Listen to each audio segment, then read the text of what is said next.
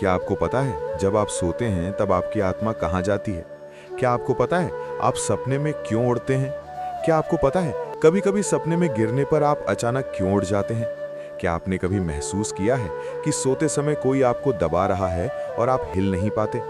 क्या आपको पता है कुछ लोग नींद में बोलते क्यों हैं? कुछ लोग नींद में चलते क्यों हैं? आज मैं आपको बताऊंगा गरुड़ पुराण, ब्रह्म वैवर्त पुराण और उपनिषदों के आधार पर सोने के बाद आत्मा की पूरी यात्रा। ये जानकारी इतनी गहरी है, इतनी रहस्यमय है कि आप आज के बाद नींद को कभी सामान्य नहीं मानेंगे। ये वीडियो अंत तक देखिए, क्योंकि अंत में मैं आपको एक ऐसा मंत्र बताऊंगा जो सोने से पहले बोलने पर आपकी आत्मा की रक्षा करता है और अच्छे सपने आते हैं। अभी सब्सक्राइब बटन दबाइए और घंटी बजाइए। कमेंट में ओम नमो नारायणाय लिखिए यदि आप ये गहरा सत्य जानना चाहते हैं। नमस्कार दोस्तों, भी का स्वागत है। आज हम एक ऐसे विषय पर बात करेंगे जो हर किसी को जिज्ञासा होती है, लेकिन किसी को सही जवाब नहीं मिलता। सोने के बाद आत्मा का क्या होता है? ये केवल कल्पना नहीं है, ये हमारे पवित्र शास्त्रों में लिखा हुआ सत्य है। चलिए शुरू करते हैं। पहला सत्य, नींद और मृत्यु में क्या अंतर है, ये समझना बहुत जरूरी है। उपनिषदों में लिखा है, निद्रा मृत्योः सहोदरा, अर्थात नींद और मृत्यु भाई बहन हैं, दोनों बहुत समान हैं। जब आप सोते हैं तब जो होता है वो लगभग वैसा ही है जैसा मृत्यु के समय होता है। अंतर केवल इतना है कि मृत्यु में आत्मा शरीर से पूरी तरह और स्थायी रूप से अलग हो जाती है, जबकि नींद में आत्मा शरीर से अस्थायी रूप से अलग होती है, लेकिन एक सूत्र से जुड़ी रहती है। जैसे पतंग डोर से बंधी होती है, वैसे ही आत्मा एक सूक्ष्म सूत्र से शरीर से जुड़ी रहती है। इस सूत्र को सूत्रात्मा या सिल्वर कॉर्ड भी कहते हैं। ये सूत्र अत्यंत महत्वपूर्ण है। यदि यह सूत्र टूट गया तो मृत्यु हो जाती है। यदि यह सूत्र बना रहा तो नींद खुलने पर आत्मा वापस शरीर में आ जाती है। दूसरा सत्य, सोते समय आत्मा शरीर से कैसे निकलती है? प्राश्नोपनिषद में विस्तार से बताया गया है। जब आप सोने की तैयारी करते हैं तब आपका मन धीरे धीरे शांत होता है। आपकी इंद्रियां काम करना बंद कर देती हैं, आंखें बंद हो जाती हैं, कान सुनना बंद कर देते हैं, शरीर सुन्न हो जाता है। ये सब क्यों होता है? क्योंकि आत्मा शरीर छोड़ने की तैयारी कर रही होती है। आत्मा मुख्य रूप से हृदय में रहती है, हृदय चक्र में। सोते समय आत्मा धीरे धीरे हृदय से ऊपर उठती है, कंठ चक्र से होते हुए आज्ञा चक्र तक पहुंचती है और फिर सहस्त्रार चक्र से शरीर के बाहर निकलती है। ये प्रक्रिया इतनी सूक्ष्म होती है कि आपको पता भी नहीं चलता। कभी कभी इस प्रक्रिया में आपको झटका लगने जैसा महसूस होता है, जैसे आप गिर रहे हैं और अचानक उठ जाते हैं। ये क्या है? ये आत्मा के शरीर छोड़ते समय का अनुभव है। कभी कभी आत्मा बहुत तेजी से निकलती है तो शरीर को झटका लगता है। तीसरा सत्य, आत्मा सोने के बाद कहाँ जाती है? ये सबसे महत्वपूर्ण प्रश्न है। गरुड़ पुराण और मांडुक्य उपनिषद में स्पष्ट बताया गया है कि आत्मा 3 स्थानों पर जा सकती है। पहला स्थान, सूक्ष्म लोक या एस्ट्रल प्लेन। ये वो लोक है जो भौतिक संसार और आध्यात्मिक संसार के बीच है। यहाँ सूक्ष्म शरीर में आत्मा विचरण करती है। यहीं पर अधिकतर सपने बनते हैं। इस लोक में समय अलग तरह से चलता है। यहाँ आप कुछ सेकंड में हजारों किलोमीटर यात्रा कर सकते हैं। यही कारण है कि सपने में आप उड़ते हैं, दूर देशों में जाते हैं, मृत लोगों से मिलते हैं। दूसरा स्थान, पितृलोक। यदि आपके मन में अपने मृत परिवार के सदस्यों के प्रति प्रेम है, याद है, तो आपकी आत्मा रात में पितृलोक जा सकती है। वहाँ आप अपने मृत माता पिता, दादा दादी से मिलते हैं, बात करते हैं। यही कारण है कि कभी कभी सपने में आपको मृत रिश्तेदार दिखते हैं और वे कुछ संदेश देते हैं। ये केवल सपना नहीं है, ये वास्तविक मुलाकात होती है। तीसरा स्थान, परमात्मा के पास। यदि आप बहुत आध्यात्मिक व्यक्ति हैं, ध्यान करते हैं, भक्ति करते हैं, तो आपकी आत्मा सोते समय परमात्मा के करीब जाती है, ब्रह्मलोक में जाती है।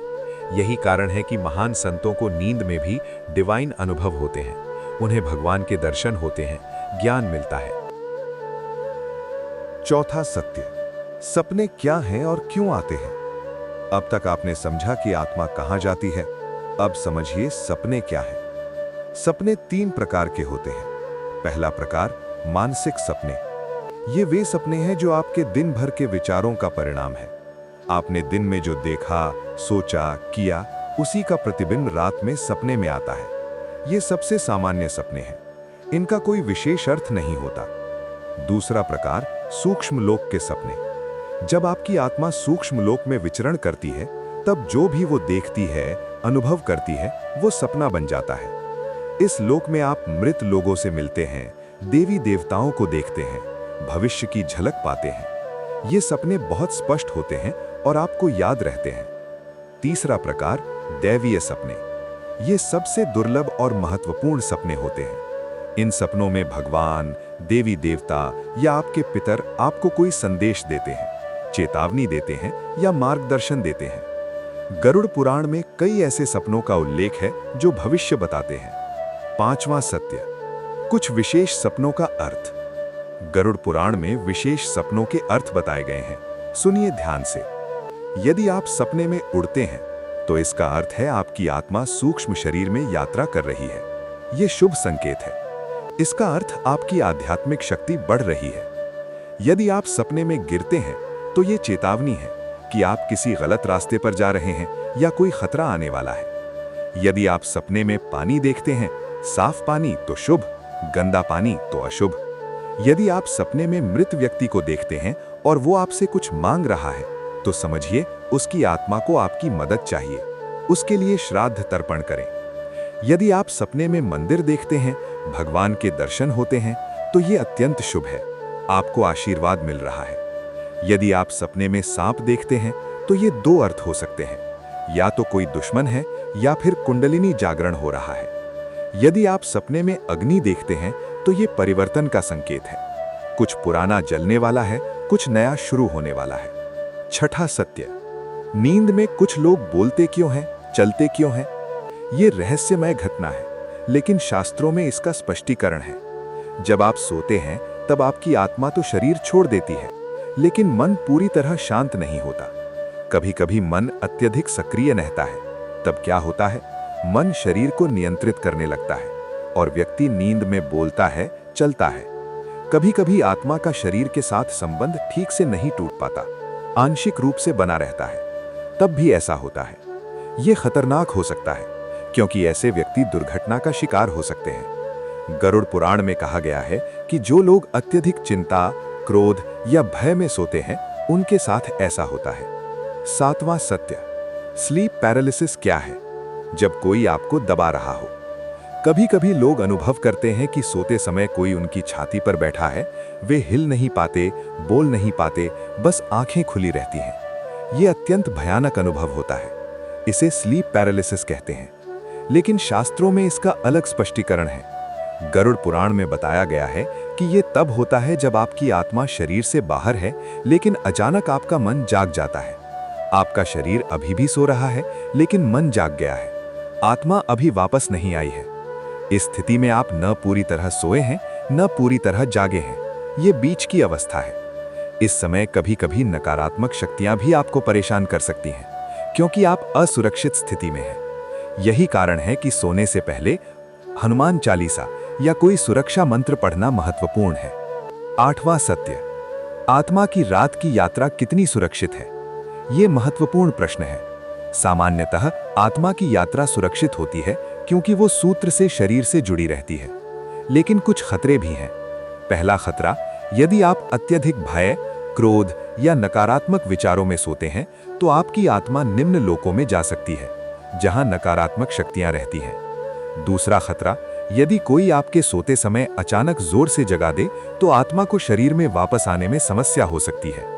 यही कारण है कि सोते व्यक्ति को धीरे से ही जगाना चाहिए। तीसरा खतरा, यदि आप शराब या नशे में सोते हैं तो आपकी आत्मा की रक्षा कवच कमजोर हो जाता है और नकारात्मक शक्तियां आप पर हमला कर सकती हैं। नौवां सत्य, महान योगियों और संतों की नींद सामान्य व्यक्ति से अलग कैसे होती है? महान योगी और संत सोते समय भी जागरूक रहते हैं। उनकी आत्मा पूर्ण नियंत्रण में रहती है। वे जानते हैं कि उनकी आत्मा कहाँ जा रही है, क्या कर रही है। कुछ योगी तो लूसिड ड्रीमिंग कर सकते हैं, अर्थात सपने में भी उन्हें पता रहता है कि ये सपना है और वे सपने को नियंत्रित कर सकते हैं। महान संत स्वामी विवेकानंद जी कहते थे कि वे सोते समय भी अध्ययन करते रहते थे। उनकी आत्मा पुस्तकालयों में जाती थी और ज्ञान प्राप्त करती थी। यही कारण है कि योग और ध्यान इतना महत्वपूर्ण है।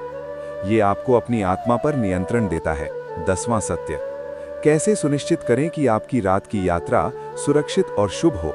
अब मैं आपको व्यावहारिक उपाय बताता हूँ। पहला, सोने से पहले मन को शांत करें, ध्यान करें, प्रार्थना करें। किसी भी प्रकार का झगड़ा, क्रोध या नकारात्मक विचार लेकर न सोएं। दूसरा, सोने से पहले ये मंत्र बोलें, ओम नमो भगवते वासुदेवाय। ये मंत्र 7 बार बोलें। ये आपकी आत्मा को सुरक्षा कवच देता है। तीसरा, हनुमान चालीसा पढ़ें या कम से कम हनुमान जी को याद करें। हनुमान जी रात में आपकी रक्षा करते हैं। चौथा, सोने के कमरे में तुलसी का पौधा रखें या तुलसी के पत्ते रखें। इससे नकारात्मक शक्तियां दूर रहती हैं। पांचवा, सोते समय सिर उत्तर या पूर्व दिशा में रखें, दक्षिण दिशा में सिर करके न सोएं। ये यमराज की दिशा है। छठा, सोने से पहले अपने इष्ट देव का नाम लें या उनकी तस्वीर देखें। इससे आपकी आत्मा उसी दिशा में जाती है। सातवां, यदि बुरे सपने आते हैं तो सुबह उठकर सूर्य को जल अर्पित करें और महामृत्युंजय मंत्र बोलें। 11वां सत्य, सोना और मृत्यु का अभ्यास। अब मैं आपको एक गहरा रहस्य बताता हूं। उपनिषदों में कहा गया है कि जो व्यक्ति सोने की कला सीख जाता है वो मृत्यु से नहीं डरता। क्यों? क्योंकि नींद मृत्यु का अभ्यास है। हर रात जब आप सोते हैं, आप एक छोटी मृत्यु का अनुभव करते हैं। आपकी आत्मा शरीर छोड़ती है, यात्रा करती है और वापस आती है। जब असली मृत्यु आएगी तो यही प्रक्रिया होगी। बस अंतर इतना होगा कि वो सूत्र टूट जाएगा और आत्मा स्थायी रूप से शरीर छोड़ देगी। यदि आप हर रात सोते समय जागरूक रहें, अपनी आत्मा की यात्रा को समझें, तो मृत्यु के समय भी आप जागरूक रहेंगे और अच्छी गति प्राप्त करेंगे। महान योगी इसी तरह मृत्यु को जीत लेते हैं। 12वां और अंतिम सत्य, आज से आप क्या करेंगे? अब आपको पता चल गया कि नींद केवल आराम नहीं है, ये एक आध्यात्मिक यात्रा है। आपकी आत्मा हर रात शरीर छोड़ती है, घूमती है, अनुभव करती है और वापस आती है। अब आप क्या करेंगे? क्या आप बेसुध होकर सोते रहेंगे या जागरूक होकर सोना सीखेंगे? मैं आपको चुनौती देता हूं, आज रात से ये करें। पहला, सोने से पहले 5 मिनट ध्यान करें। दूसरा, ओम नमो भगवते वासुदेवाय 7 बार बोलें। तीसरा, सोते समय अपने इष्ट देव को याद करें। चौथा, सुबह उठकर याद करने की कोशिश करें कि आपने क्या सपना देखा। पांचवां, एक डायरी रखें और हर सुबह अपने सपने लिखें। 21 दिन ये करें और देखें आपकी नींद की गुणवत्ता कैसे बदलती है, आपके सपने कैसे बदलते हैं और सबसे महत्वपूर्ण, आपकी आध्यात्मिक शक्ति कैसे बढ़ती है। मैं आपको एक वास्तविक कहानी सुनाता हूँ। मेरे एक मित्र हैं राजेश। वे हर रात बुरे सपने देखते थे। डर लगता था, सोने से डर लगने लगा था। मैंने उन्हें ये सब बताया, सोने से पहले हनुमान चालीसा पढ़ने को कहा और ओम नमो भगवते वासुदेवाय बोलने को कहा। 15 दिन बाद उन्होंने मुझे फ़ोन किया और बोले, मेरी नींद पूरी तरह बदल गई है। अब शांति से सोता हूँ, अच्छे सपने आते हैं और एक बार तो सपने में मुझे हनुमान जी के दर्शन हुए। ये सच्ची घटना है, आप भी प्रयोग करके देखें। ये वीडियो देखने के लिए धन्यवाद। यदि आपको ये जानकारी उपयोगी लगी तो लाइक करें, सब्सक्राइब करें और दूसरों के साथ शेयर करें। कमेंट में लिखें ओम नमो भगवते वासुदेवाय।